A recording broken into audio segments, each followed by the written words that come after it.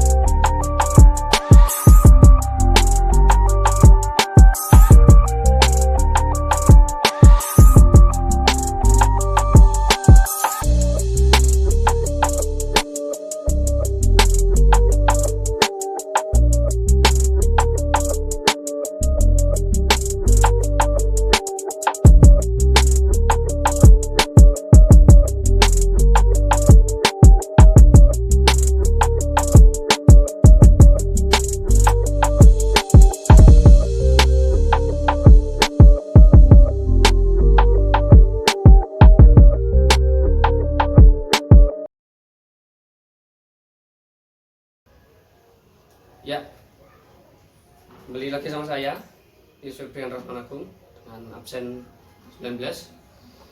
Di sini saya akan menjelaskan tentang skematik elektriknya ya. Nah, sebelum kita masuk ke skematik elektriknya yang didesain di Proteus, saya akan menjelaskan alasannya mengapa kami membuat desain ini terlebih dahulu sebelum kita masuk ke rangkaian wiring di hardware yang sesungguhnya. Jadi untuk alasan yang pertama adalah satu, segi keefisienan dan keefektivitas. Mengapa? Karena agar wiring nanti tidak ada kesalahan seperti tahun lalu, yaitu pada workshop 2 dan 1. Jadi kami minimalisir kesalahan agar apa? Hasilnya nanti efektif dan efisien, karena waktu pengerjaan yang tidak terlalu banyak. Yang pertama. Yang kedua, masih di segi efisien adalah mengefisienkan anggaran. Mengapa? Karena anggaran kami untuk workshop sebelumnya sempat membengkak agak lumayan banyak. Karena apa? Sebelumnya kita tidak bisa mensimulasikan dan memang kita tidak membuat, sehingga kita tidak memiliki gambaran pasti bagaimana nanti apa saja komponen yang akan digunakan dan bagaimana nanti cara pewiringannya. Jadi dalam tanda kutip kita masih langsung nyambung di hardware itu secara awang-awang, dalam tanda kutip hanya hayalan dan hanya berdasarkan datasheet. Jadi kita cuma tinggal nyambung tanpa di desain terlebih dahulu. Nah, dari pengalaman itu kami belajar banyak bahwasanya desain memang penting untuk segi keefisienan dan keefektivitasan, dan itu nanti akan berpengaruh pada hasil output akhir. Output akhir artinya apa? Output akhir adalah tentang kesuksesan dan keberhasilan yang diharapkan efektif dan cepat. Oke, jadi di sini saya tidak akan bicara banyak tentang pembeda dari sensor turbine dan diffuse, mana yang active high, active low, karena itu sudah dibicarakan di workshop 2. Oke, untuk selengkapnya nanti saya akan bahas setelah ini, setelah video pembukaan kali ini, dan untuk itu cukupkan sekian. Mari kita lanjut kepada rangkaian desainnya. Ya, teman-teman, kembali lagi bersama saya, Pius Febrian Rahman Agung. Di kesempatan video kali ini ya, kita berbeda. Kalau tadi kita membahas tentang desain rangkaian Proteus, kali ini kita membahas tentang flowchart dari workshop Mekatronika 3. Nah, sebelum kita membahas ke flowchart itu sendiri, kita harus tahu apa itu flowchart. Flowchart jadi urutan ya, teman-teman. Apa kegunaannya? Kegunaannya adalah seperti untuk memandu teman-teman dalam membuat program. Jadi kalau di PLC kita sebut dengan sequensi ya, urutannya, tapi di program kita mengenal dengan flowchart. Nah, fungsi flowchart adalah memandu teman-teman agar jelas nantinya dalam memprogram. Oh, setelah langkah 1 ke langkah kedua, langkah kedua, langkah ketiga, dan sebagainya, urutan-urutannya. Atau ketika nanti langkah 1 terpenuhi akan apa, jika tidak terpenuhi maka akan apa. Jadi seperti itu ya, flowchart itu sendiri kegunaannya. Oke, baik. Untuk flowchart dari workshop Mekatronika 3 kami ya, itu di sini ya, tombol 1 ditekan. Nah, dan sensor 1 mendeteksi motor akan bergerak CW ya. Motor akan bergerak CW. Dia akan berlangsung terus-menerus. Ya, terus kalau hanya tombol 1 dan sensor 1 yang mendeteksi, dia akan CW terus. Nah, bagaimana menyetopnya? Nanti dia kasih tombol stop untuk mematikannya. Lalu jika tombol 1 ditekan dan sensor 1 mendeteksi, maka dia akan CW ya, dia akan CW. Lalu sensor 2 mendeteksi. Nah, motor maka akan bergerak CCW atau berbalik arah. Dan karena sensor 2 mendeteksi, maka counter akan menghitung. Nah, nanti dia akan kembali lagi dan berhenti, kembali ke sensor 1. Seperti itu untuk urutan flowchartnya ya. Baik, kurang lebihnya mohon maaf dan terima kasih. Sampai berjumpa pada pertemuan berikutnya. Ya, saya dengan Raja absen 03. Pada kesempatan kali ini saya akan menjelaskan tentang sistem yang ada di konveyor ini. Jadi di konveyor ini terdapat rangkaian mekanik, rangkaian elektrik, dan juga rangkaian program. Ya, untuk yang pertama yang saya bahas itu adalah rangkaian mekaniknya dulu. Nah, di konveyor ini, konveyor Bisma ini dari kelompok kami memiliki banyak komponen mekanik. Yang pertama itu rangkanya itu, rangka aluminium face load. Kita menggunakan double ganda dan juga single face loadnya. Terus kita memiliki 4 buah bearing yang terhubung di kanan kirinya. Nah, ada asnya juga di dalam bearingnya ini untuk menggerakkan as yang ada di dalamnya ini, yang berfungsi untuk sebagai penopang dari belt dari kanan ke kiri saya ini. Nah, coba ke depan. Nah, di sini dilihatkan ada belt yang terbuat dari kulit. Dan di dalamnya ada sebuah papan kayu untuk penopang benda. Terus kemudian di bawah sini ada roller as yang berfungsi untuk menjaga kestabilan atau elektabilitas dari belt pada konveyor ini, yang bisa digerakkan ke atas dan ke bawah seperti ini. Di sini juga terdapat motor. Nah, motor yang kita pakai adalah motor 12 volt yang juga sudah ada encodernya. Nah, berikut adalah penjelasan dari komponen mekaniknya di konveyor Bisma ini. Kemudian saya akan menjelaskan untuk rangkaian komponen dari elektrik di konveyor ini. Yang pertama itu ada sensor. Nah, di konveyor ini terdapat 2 buah sensor, yaitu sensor truck beam dan juga diffuse. Nah, kemudian konveyor ini dilengkapi oleh adaptor. Adaptor ini ada 12 volt dan juga 5 volt. 12 volt ini berfungsi untuk mensuplai daya khusus untuk motor DC-nya. Dan 5 volt ini untuk mensuplai board Arduino dan juga rangkaian driver dan juga rangkaian sensornya. Dan kemudian kita lanjut ke rangkaian box controllernya. Nah, box controller ini terdapat rangkaian driver motor, terus rangkaian sensor, baik sensor truck beam dan juga sensor diffuse. Dan juga terdapat rangkaian 7 segmen yang terdapat di atas ini. Nah, kemudian ada Arduino-nya juga sebagai controller atau pengendali dari konveyor Bisma ini.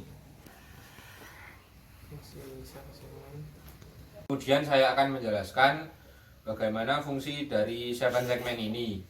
7 segmen ini berfungsi untuk menghitung berapa banyak benda yang terdeteksi oleh sensor diffuse. Jadi apabila benda ini terdeteksi di sensor diffuse, maka 7 segmen akan menghitung berapa banyak benda yang akan melewati sensor diffuse itu. Nah, kemudian berlanjut ke rangkaian program.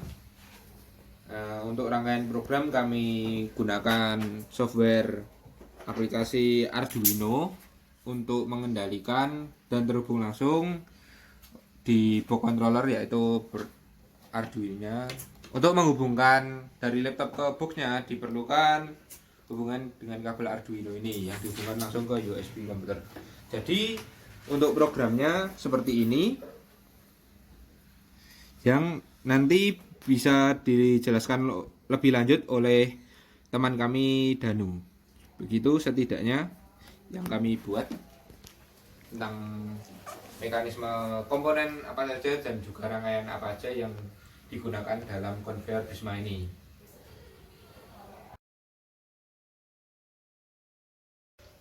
Oke, saya Bernardus Danu Saputra. Saya akan menjelaskan program dari konveyor Bisma ini sebagai berikut.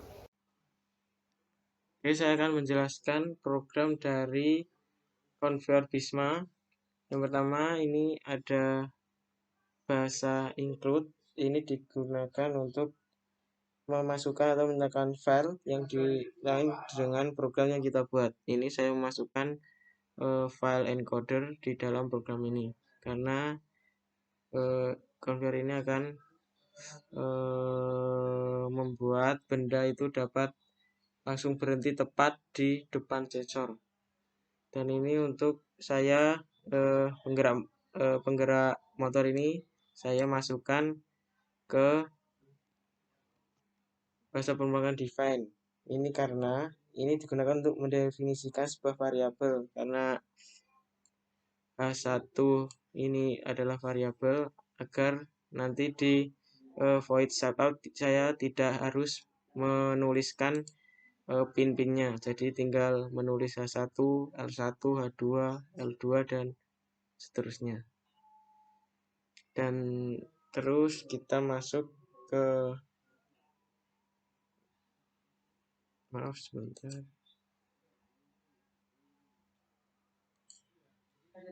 Jadi di sequential 1 ini akan menjadi syarat untuk proses. Jadi saya integer ini saya deklarasikan dulu. Terus kita masuk BWM juga. Ini kita dikasihkan ini BBM, clock, dan restart. Terus kita masuk ke serial begin. Serial begin ini adalah untuk menentukan pengiriman dan penerimaan data melalui port serial. Biasanya kecepatan yang sering digunakan adalah 9600. Dan ini untuk pin mode. Mode ini untuk H1, L1, H2, dan L2. Ini untuk output. Dan ini 11 ini untuk clock, dan A5 ini untuk restart. Ini digunakan untuk output. Dan untuk inputnya kita ada start, stop, sensor 1, 2, encoder. Dan ini untuk start ini kita buat input pull up agar inputnya tidak mengambang, jadi pasti. Jika kita masuk ke prosesnya, ini sesuai WS. Prosesnya adalah saat tombol start ditekan dan sensor turbin itu mendeteksi, maka konver akan CW, dan ketika sensor diffuse ini mendeteksi, maka akan CCW sekaligus menghitung save segmen dan akan berbalik arah, dan saat sensor turbin ini mendeteksi, maka akan berhenti. Dan ini ada jika sewaktu-waktu itu bisa di stop dan akan mereset save segmennya. Ini kita menggunakan if di kita read ini adalah pin tombol, dan ini adalah syarat digital 9 ini adalah true beam, dan ini sequence 1. Sequence 1 ini sebagai syarat. Jadi harus menjadi patokan. Jadi sequence ini menjadi patokan. Setelah sequence 1 ini jadi, maka akan if langsung ke digital read 10 ini adalah sensor diffuse. Dan maka akan menghasilkan sequence 2. Ini adalah sequence 2. Jadi sudah proses ini berjalan, maka baru bisa untuk melakukan proses selanjutnya. Dan ini untuk berbalik arah. Saat berbalik arah akan berhenti, maka dan sequence 3. Dan ini sequence 3 akan menjadi syarat. Jika ini belum memenuhi, maka ini tidak akan berjalan. Dan ini untuk tombol stopnya. Oke, ini adalah program PID-nya. Kenapa saya dapat memiliki nilai 3, 0,1, dan 0,2 dan 2? Ini diperoleh dari coba-coba. Jadi kita mencari ketepatan sesuai yang diinginkan. Jadi harus memperhatikan P, I, dan D-nya. Jadi harus digonta-ganti biar sesuai dengan keinginan kita. Dan ini kita masuk ke A. Ini untuk if. Jika PID lebih dari 0, maka digital weight H1 low dan digital weight H2 high. Ini if PID kurang dari 0. Digital weight H1 high dan digital weight H2 low. Ini akan mempengaruhi dalam pergerakan motor. Ini bisa kita lihat di set point ini. Set point. Jika PID kurang dari 0, maka akan CW, dan jika set point lebih dari 0, PID lebih dari 0, maka akan CCW. Dan ini untuk CW dan CCW dan hitung dan reset. Ini kita buat void di sini. Nah, ini void untuk CW, dan ini void untuk diam saat diam, dan ini void untuk CCW, dan ini void untuk hitung, dan ini adalah void untuk reset. Mungkin itu sedikit penjabaran program dari WS kita untuk konveyor Visma. Jika ada kesalahan kata, saya mohon maaf. Terima kasih.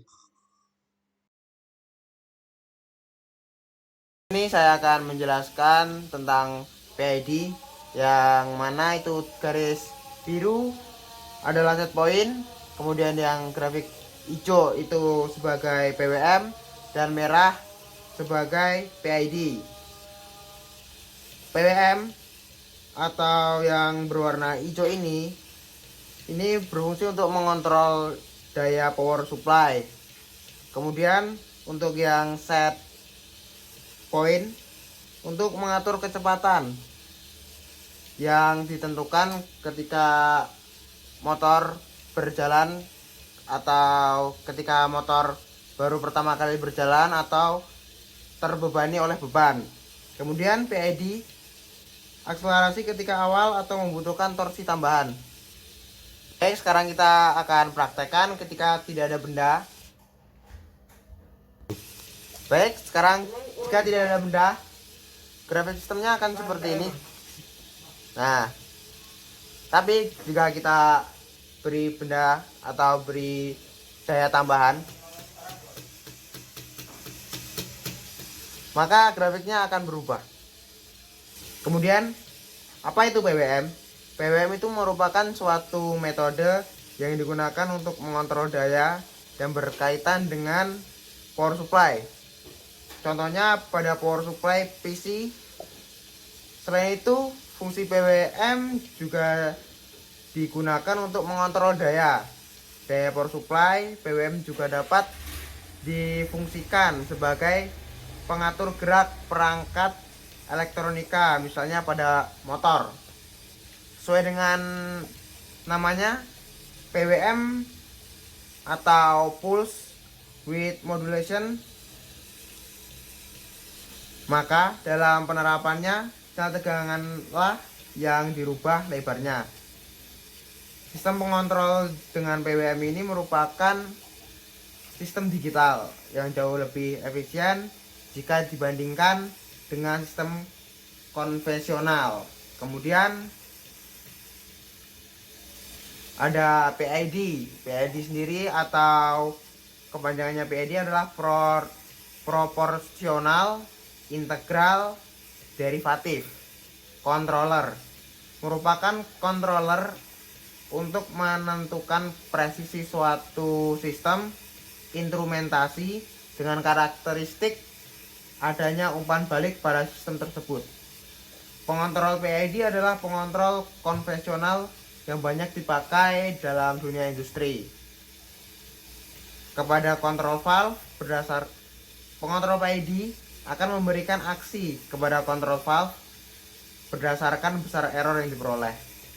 Kontrol valve akan menjadi aktuator yang mengatur aliran fluida dalam proses industri yang terjadi lever air yang diinginkan disebut dengan set point.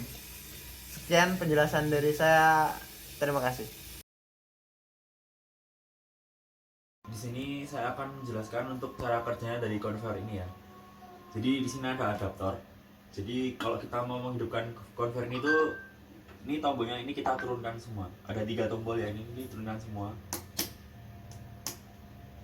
Nah, kalau sudah diturunkan semua, terus kita ke sini ada box kontrolnya. Terus kita pencet, ini ada 2 tombol. Buat yang hijau ini tombol on, terus yang tombol merah itu tombol stop. Nah, nanti ketika tombol yang hijau ini yang on ini dipencet, terus sensor true beamnya ini mendeteksi benda, kemudian konveyor akan bergerak secara CW. Kemudian saat benda dideteksi oleh sensor diffuse, kemudian arah putranya akan membalik jadi CCW. Kemudian setelah dideteksi oleh sensor true beam lagi, kemudian akan mati. Ya, dan juga tambahan lagi ya teman-teman, buat benda nanti kok udah dideteksi sama sensor diffuse, 7 second-nya dia akan menghitung, kemudian akan mengcounter arah putranya. Dan berikut adalah pengoperasionnya. Ya, seperti yang sudah saya jelaskan tadi, kita lihat pada adaptornya, terus kita klik ketiga tombol pada adaptor ke arah bawah. Kemudian kita lihat ke box kontrolnya. Kita klik, kita pencet tombol yang warna hijau yang on. Kemudian benda akan deteksi oleh sensor true beam. Kemudian konveyor akan bergerak secara CCW. Kemudian setelah itu benda akan dideteksi oleh sensor diffuse. Kemudian setelah dideteksi oleh sensor diffuse, maka 7 segmentnya dia akan menghitung, kemudian mengcounter, jadi arahnya akan berbalik ke arah sebaliknya, yaitu arah CW. Kemudian setelah benda dideteksi lagi oleh sensor true beam, maka konveyor akan stop, berhenti.